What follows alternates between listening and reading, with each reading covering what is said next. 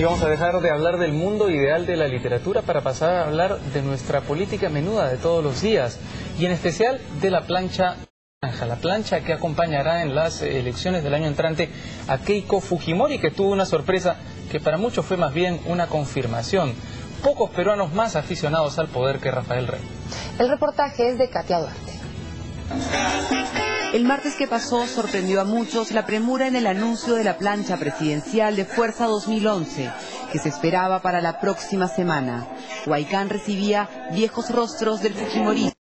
Y también quiero anunciar a las personas que me acompañarán en la plancha presidencial, que junto con el apoyo de ustedes me llevará a la presidencia de la República. He invitado como candidato a la primera vicepresidencia a un político con trayectoria limpia, a una persona de moral intachable, a una persona que toda su vida ha defendido sus convicciones. Pido un fuerte aplauso a Rafael Rey, candidato a la primera vicepresidencia. Anuncio insospechado para muchos, pues Rafael Rey se voceaba en otras filas. El segundo nombre de la plancha naranja sí era predecible, volvía a escena luego de 15 años. Quiero que me acompañen con un fuerte aplauso para recibir a nuestro secretario general, Jaime Yoshiyama. Así Keiko Sofía Fujimori Iguchi, actual congresista e hija del expresidente Alberto Fujimori, hoy condenado a 25 años de prisión por violación a los derechos humanos, arrancaba junto a Rafael Rey y Jaime Yoshiyama la carrera por llegar al sillón presidencial. El apuro por dar a conocer la plancha se interpretó como una estrategia mediática y política, pues Keiko Fujimori necesita recuperarse de la caída en las encuestas frente a Alejandro Toledo y de paso también asegurar a Rafael Rey con un espaldarazo oficial ante el peligro de sus coqueteos con el APRA. ¿Por qué adelantaste la presentación de la plancha? Había la posibilidad de que esta fórmula presidencial se filtre a la prensa, o la otra posibilidad es que nosotros la anunciáramos. Y tomamos la decisión de anunciar la fórmula, porque la próxima semana sabemos que se van a anunciar el resto de planchas presidenciales. En este reportaje recorremos los pasos de los nuevos integrantes de la fórmula naranja, por la que apuestan los fujimoristas con Fuerza 2011.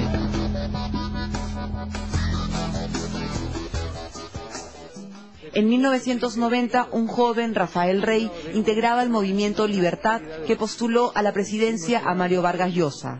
El primero en recibir la respectiva credencial fue Rafael Rey del Fredemo, quien obtuvo la mayor votación en la lista que presentó su agrupación política. Luego se alejó del hoy Nobel de Literatura y criticó públicamente su doble nacionalidad cuando Vargas Llosa recibió el pasaporte español.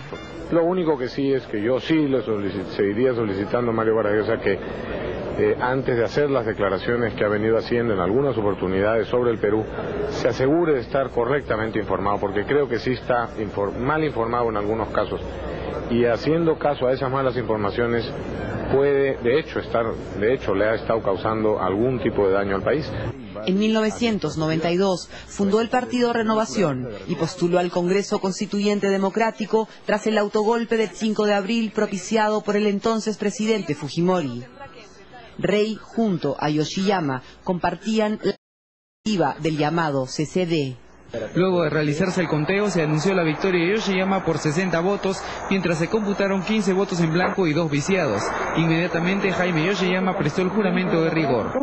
Sí, juro. Y como segundo vicepresidente, Rafael Rey por 54 votos. Luego junto a José Barba Caballero en CODE Renovación. Más adelante en la Alianza Unidad Nacional, que postuló a la presidencia a Lourdes Flores Nano. Después con Luis Castañeda Locio en las municipales del 2002. Hace poco con el APRA, junto al presidente Alan García, como ministro de la Producción y de Defensa. Y hoy junto a Keiko Fujimori con la primera vicepresidencia representando a Fuerza 2011. Pero lo hemos visto ponerse muchas camisetas, señor Rey. Finalmente, su ideología, ¿dónde está? Es la misma de siempre. Yo empecé, y me alegro que me lo preguntes, porque una cosa es cambiarse de partido y cambiar de ideas, y otra cosa es apoyar las mismas ideas y apoyar a quienes tienen la posibilidad de implementar esas ideas. No niego que de repente algún día voy a tener una camiseta naranja también, pero lo que hace a la persona no es lo que viste, ¿no? Yo estoy comprometido con Fuerza 2011. Jaime Yoshiyama, recordado como el delfín de Alberto Fujimori, dirigió en su primer gobierno la Comisión de Privatización de las Empresas Públicas. Estuvo al frente de los Ministerios de Transportes y Comunicaciones, Energía y Minas, y también de la Presidencia en 2 oportunidades. Fue el encargado de presentar el documental dirigido por el propio presidente bajo el título 3 años que cambiaron la historia. Era su hombre de confianza.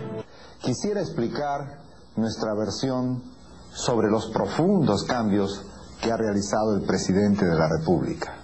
Pero luego se empezó a percibir un evidente alejamiento de Fujimori. Yoshiyama estaba en contra de la reelección presidencial. Señor Yoshiyama, sobre la reelección, ¿cuál es su posición que tiene la reelección presidencial? Nosotros estamos opuestos a la reelección presidencial y lo hemos manifestado desde el primer momento que entramos a esta contienda. Luego un extraño apagón cuando daba su discurso como presidente del Congreso.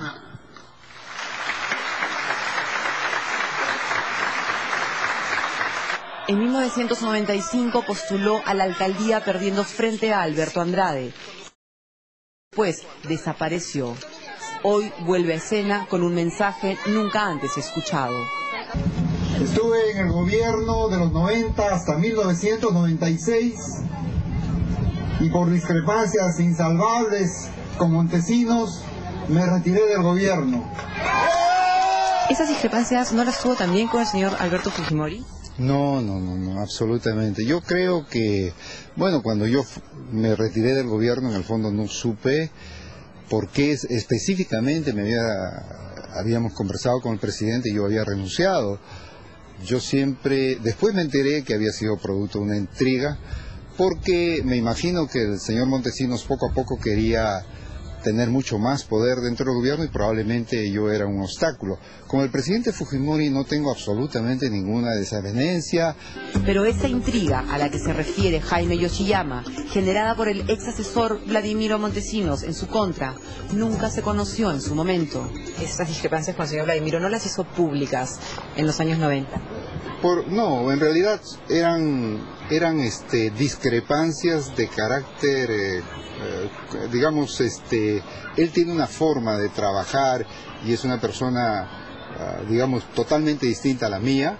Yo sé que él, bueno, con los años se ha visto que es una persona intrigante. En ese tiempo no sabíamos todo eso. Una dupla elegida previamente, analizada.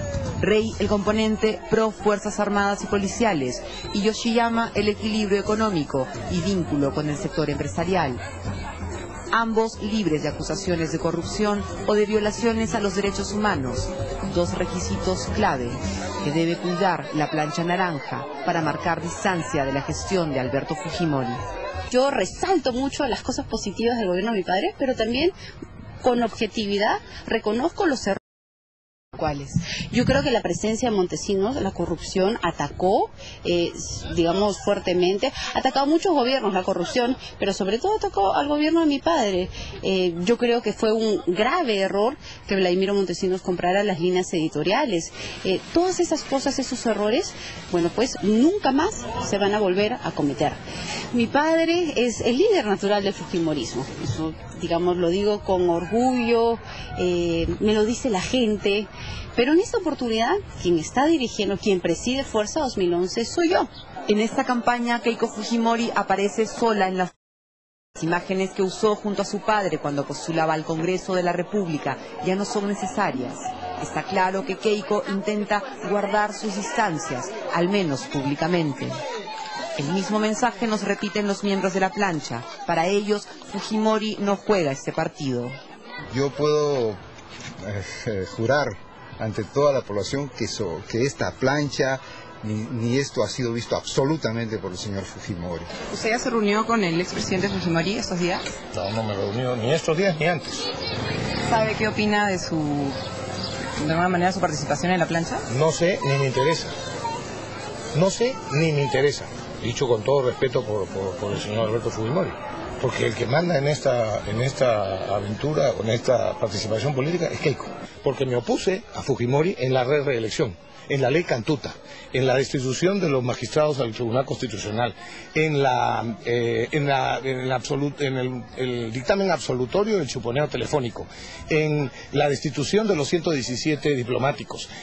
Yo denuncié la corrupción en Popular y Porvenir. Yo denuncié el cierre de los canales de televisión. Ojo. 2 meses atrás, Rafael Rey, aún como ministro de Defensa, enfrentó una gran tormenta. El decreto legislativo 1097, promovido por él, contemplaba que los crímenes contra los derechos humanos deberían ser archivados si en un periodo de 36 meses no se dictaba sentencia. Un decreto que causó gran polémica, que motivó la renuncia de Mario Vargas Llosa a la presidencia del lugar de la memoria y que luego el mismo presidente de la República, Alan García, revocó. Decreto que enfrentó a Rey con las organizaciones de derechos humanos, las que él llama caviares. Las mismas ONGs que acusaron a Fujimori en los tribunales. Vena que de alguna manera une a Rey con la línea fujimorista. ¿Podríamos estar en una situación similar al decreto legislativo 1097, que es lo que muchos recuerdan de en este último gobierno? Bueno, es que lo importante no es el decreto legislativo 1097, el contenido, sino el contenido. Y el contenido era totalmente justo. ¿Usted opina eso hasta el momento? No solamente opino, sino que los que dicen lo contrario han engañado sobre el contenido de ese decreto. Han pasado 5 años desde que observamos a Keiko Fujimori en sus pininos como candidata al Congreso de la República. Recordemos que fue la congresista que logró más votos. Hoy su voz es más fuerte y su tono más político. Por eso ratifico mi compromiso de no liberar a terroristas, de no darles beneficios y no darles ni un solo centavo.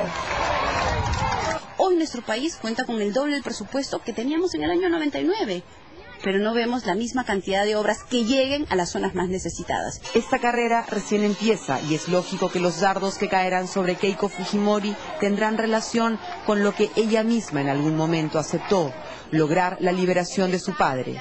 La interrogante del posible indulto estará siempre presente. Cita una declaración tuya, si no me equivoco, le era la razón en que decía: a mí no me temblaría la mano en firmar el indulto a mi padre. ¿Qué pasó ahí? ¿Se ha cambiado el discurso?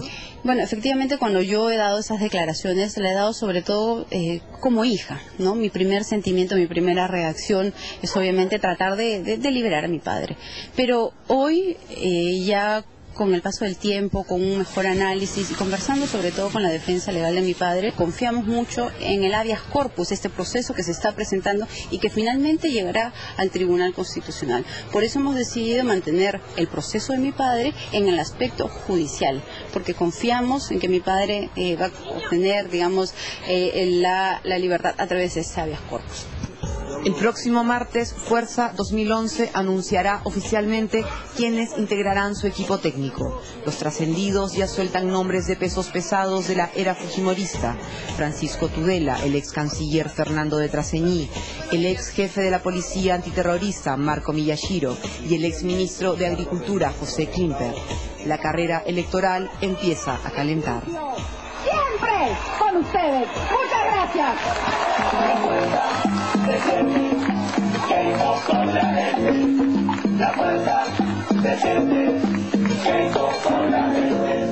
Efectivamente, la carrera electoral recién empieza y ya se están perfilando las fuerzas, incluso se mueven en las encuestas de maneras interesantes, así que todavía no se puede saber nada a ciencia cierta. Vamos a hablar más de temas políticos cuando volvamos de la pausa. Regresamos.